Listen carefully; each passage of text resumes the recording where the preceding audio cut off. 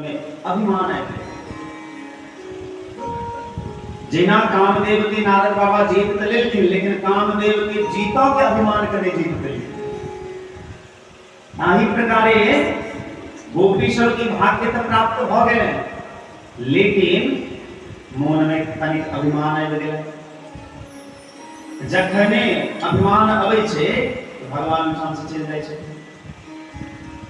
किया अभिमान तो फिर मान कहां पाएगा। अभिमान नहीं करऽ के चाही, कियाकि अभिमान है तो भगवान दूर भऽ जेतै।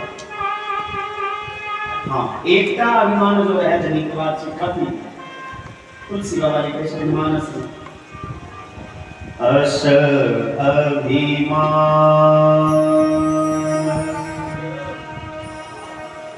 जाई चरण